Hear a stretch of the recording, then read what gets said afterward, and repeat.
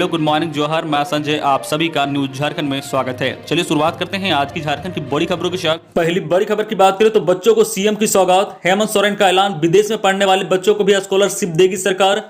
झारखंड के सीएम हेमंत सोरेन ने कहा है कि राज्य सरकार अब विदेश में पढ़ने के इच्छुक बच्चों को भी स्कॉलरशिप देगी। बहुत जल्द इसकी शुरुआत हो जाएगी। इसकी तैयारी लगभग आखिरी चरण में है ताकि उच्च शिक्षा के लिए विदेश जाने वाले बच्चों को किसी प्रकार की कोई परेशानी ना हो। सीएम ने इसकी घोषणा स्वच्छ विद्यालय व मेधावी छात्र पुरस्कार कार्यक्रम के दौरान की है। उन्होंने कहा है कि कई बार बैंक भी बच्चों की मदद से इनकार कर देती है, ऐसे में सरकार उनके साथ खड़ी है। रिजल्ट के बाद ही बच्चों को देंगे पुरस्कार ताकि पढ़ाई प्रभावित ना हो। अगली बड़ी खबर की बात करें तो सीएम हेमंत सोरेन ने मैट्रिक व इंटर के टॉपरों को किया सम्मानित। मुख्यमंत्री हेमंत सोरेन ने Jharkhand intermediate academic counselling JAC, CBSE और आईसीएसई बोर्ड के मैट्रिक एवं इंटरमीडिएट परीक्षा 2020 में राज्य स्तर पर टॉप करने वाले स्टूडेंट को प्रोत्साहन राशि देकर सम्मानित किया। इस दौरान मुख्यमंत्री स्वच्छ विद्यालय पुरस्कार के तहत 9 श्रेणियों में चयनित 119 स्कूलों में से सांकेतिक रूप से 9 स्कूलों को सीएम श्री सोरेन ने पुरस्कृत किया। इसके अलावा सीएम श्री सोरेन ने आकांक्षा कार्यक्रम के तहत उत्कृष्ट प्रदर्शन कर मेडिकल एवं इंजीनियर में चयनित होने वाले 8 स्टूडेंट को लैपटॉप एवं प्रशस्ति पत्र देकर सम्मानित किया। वहीं आकांक्षा सेंटर के एक मेंटर शिक्षक भी सांकेतिक रूप से मुख्यमंत्री के हाथों सम्मानित हुए। दूसरी ओर मुख्यमंत्री ने राज्य अंतर्गत सरकारी स्कूलों के लिए संचालित डिजिटल शिक्षा के तहत प्रारंभिक कक्षाओं के लिए डीजी स्कूल एवं माध्यमिक एवं उच्च स्तर माध्यमिक कक्षाओं के लिए लर्नेटिक्स 2.0 प्लेटफॉर्म का औपचारिक शुभारंभ भी किया है। इस अवसर पर रांची के प्रोजेक्ट भवन में आयोजित कार्यक्रम में मुख्यमंत्री श्री सोरेन ने कहा है कि राज्य के बच्चों और युवाओं में प्रतिभा की कोई कमी नहीं है, बस इन प्रतिभाओं को निखारने की जरूरत है। उन्होंने कहा कि प्रतिभा को सम्मान अवसर मिले, इसके लिए सरकार व्यवस्था को मजबूत करते हुए आगे बढ़ रही है। अगली बड़ी खबर की बात करें तो 7.5 घंटे चली बातचीत बेनतीजा। अगली बैठक कल। 3 नए कृषि कानून को लेकर बने गतिरोध को खत्म करने के लिए गुरुवार को केंद्र सरकार और किसान नेताओं के बीच चौथे दौर की 7.5 घंटे चली बातचीत बेनतीजा रही। अब अगली बैठक 5 दिसंबर को होगी। बैठक में केंद्रीय कृषि मंत्री नरेंद्र सिंह तोमर ने किसानों को भरोसा दिलाया है कि न्यूनतम समर्थन मूल्य को कोई भी हाथ नहीं लगाएगा। इसके साथ ही कोई छेड़छाड़ नहीं की जाएगी। तोमर ने वादा किया है कि अब मंडी में ट्रेड का रजिस्ट्रेशन सुनिश्चित होगा। हालांकि किसान अपनी मांगों पर अड़े रहे। उन्होंने कहा कि कृषि कानून खत्म करने के लिए संसद का विशेष सत्र बुलाया जाए, कानून को खत्म किया जाए। हमें संशोधन मंजूर नहीं। किसानों की सरकार से बेरुखी इतनी दिखी कि लंच के समय उन्होंने सरकारी खाना खाने से इनकार कर दिया और अपना खाना जमीन पर बैठकर खाया। अगली बड़ी खबर की बात करें तो कोरोना सर्वदलीय बैठक आज करेंगे पीएम। केंद्र ने कोरोना महामारी से उत्पन्न स्थिति पर चर्चा करने के लिए 4 दिसंबर को सर्वदलीय बैठक बुलाई है। प्रधानमंत्री नरेंद्र मोदी इस बैठक की अध्यक्षता करेंगे। इसमें संसद के दोनों सदनों के विभिन्न दलों के नेता शामिल होंगे। ऑनलाइन होने वाली इस बैठक में रक्षा मंत्री, गृह मंत्री और स्वास्थ्य मंत्री शामिल होंगे। अगली बड़ी खबर की बात करें तो गोला के बीएलएम कंपनी के गिलन में हुआ विस्फोट, 1 दर्जन से अधिक इंजीनियर झुलसे। रांची रायपुर रामगढ़ जिला अंतर्गत गोला के कामता स्थित ब्रह्मपुत्र मेटालिया प्राइवेट लिमिटेड में गुरुवार संध्या लगभग 4:30 बजे गिलन में विस्फोट हो गया, जिससे 1 दर्जन से अधिक इंजीनियर झुलस गए। घटना के बाद यहां अफरा तफरी मच गई। सभी घायलों को जैसे तैसे सामुदायिक स्वास्थ्य केंद्र एवं चित्तरंजन सेवा सदन गोला पहुंचाया गया, जहां कई घायलों को प्राथमिक इलाज कर गंभीर स्थिति को देखते हुए रांची रेफर कर दिया गया है। अगली बड़ी खबर की बात करें झारखंड कोरोना अपडेट को लेकर तो राज्य में 233 नए कोरोना संक्रमित मिले हैं, जबकि 6 संक्रमितों की मौत हो गई है। झारखंड में गुरुवार को कोरोना संक्रमितों का मामला बढ़ा है। गुरुवार को कुल 233 संक्रमित मिले हैं। इसमें से सबसे अधिक रांची से 85 संक्रमित मिले हैं। वही 6 मरीजों की मौत हो गई है। इसमें से 3 रांची के हैं। वही हजारीबाग, जमशेदपुर व बोकारो से एक मरीज की मौत हुई है। राज्य में अब तक 977 मरीजों की मौत हो चुकी है। वही अब तक 1,09,771 संक्रमितों में से 1,06,868 स्वस्थ हो चुके हैं। इस समय एक्टिव केस 1926 है।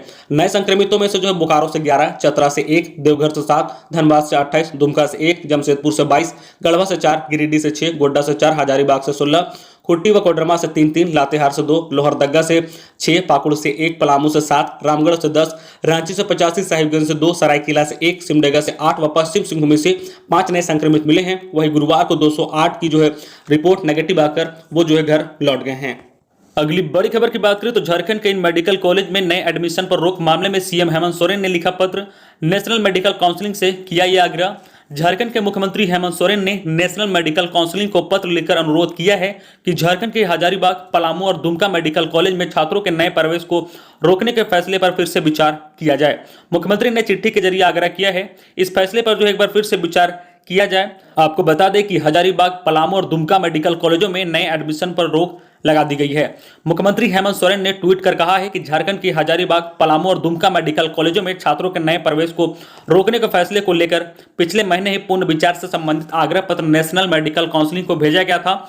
एक बार फिर से जो है पत्र लिखकर मेडिकल काउंसिलिंग से जो है अपने रोके हुए फैसले पर दोबारा विचार करने का आग्रह किया गया है। छात्रों का भविष्य का हवाला देते हुए उन्होंने अपने फैसले पर विचार करने का जो है अनुरोध किया है।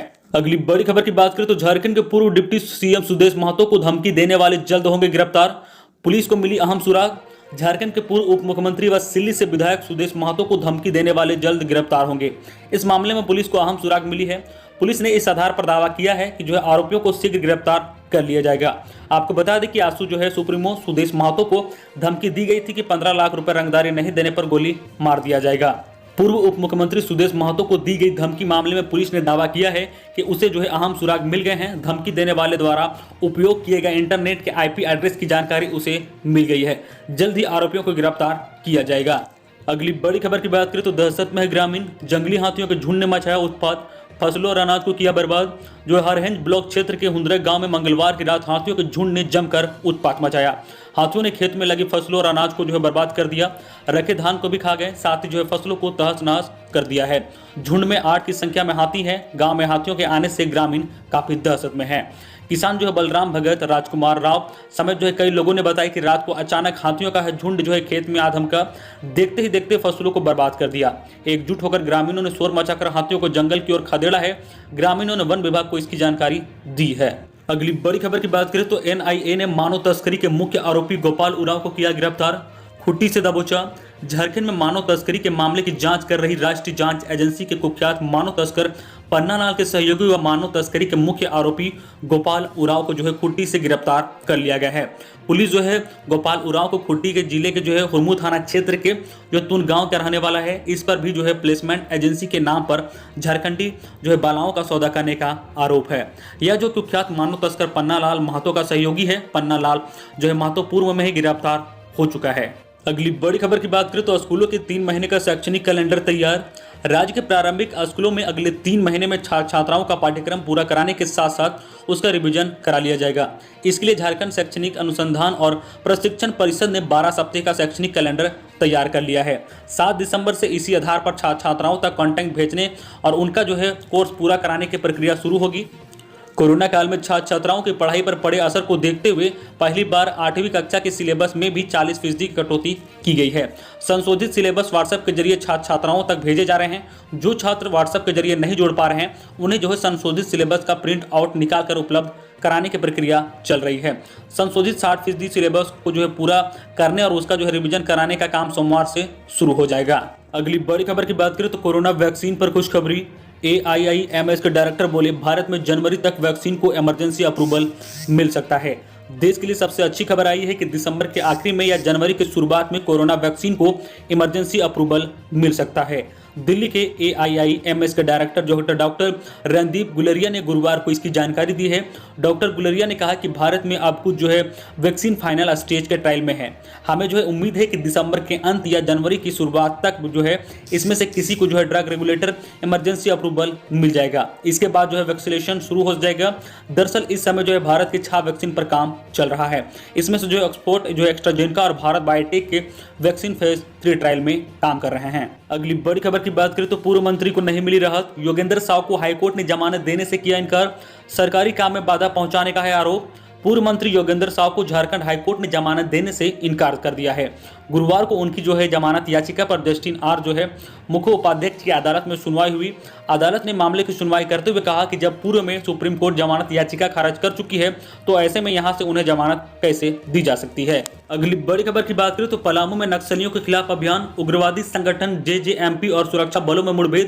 घटनास्थल से मिले हथियार। पांकी प्रखंड और मानिका के सीमा पर स्थित जो है सलामगिर गांव में गुरुवार को उग्रवादी संगठन और झारखंड जो है जन मुक्ति परिषद JJMP और सुरक्षा बलों के बीच मुठभेड़ हो गई। कुछ देर बाद जो है उग्रवादी सुरक्षा बलों को खुद पर भारी पड़ता देख भाग निकले। सर्च ऑपरेशन के दौरान सुरक्षा बलों ने हथियार व अन्य सामान बरामद किया है। अगली बड़ी खबर की बात करें तो जल्दी जमा कीजिए बिल नहीं तो कट जाएगी बिजली। झारखंड विद्युत वितरण निगम जमशेदपुर सर्किल के जो है महाप्रबंधक अरविंद कुमार ने वैसे बिजली उपभोक्ताओं जो अपना बकाया बिजली का जो है बिल जमा नहीं कर रहे हैं, चाहे शहर हो या गांव, गली हो या मोहल्ला, घर से जो है बिजली की लाइन नहीं काटी जाएगी, बल्कि ट्रांसफार्मर से ही लाइन काट दी जाएगी ताकि वहां दोबारा बिना बिजली बिल जमा किए तार जुड़वा नहीं पाए। जमशेदपुर जो है सर्किल के जो है विद्युत महाप्रबंधक अरविंद कुमार ने बताया कि यदि किसी गली के एक भी लोग बिजली जमा नहीं किए तो उस गली की जो है जंपर से ही बिजली काट दी जाएगी। इसी तरह किसी गांव के एक व्यक्ति जो बिजली बिल नहीं जमा कर रहे हैं तो उस गांव की ही बिजली काट दी जाएगी। विद्युत महाप्रबंधक ने बताया कि बकाया वसूली के लिए बड़ा अभियान चलाया जाएगा। तो ये थी आज की झारखंड की टॉप बड़ी खबरें। इसी तरह जो झारखंड की हर छोटी बड़ी खबर देखने के लिए आप हमारे चैनल न्यूज झारखंड चैनल को सब्सक्राइब करके बेल आइकन प्रेस कर दीजिए, जिससे आपको जो है झारखंड की हर छोटी बड़ी खबर का अपडेट अब तक पहुंचता रहे।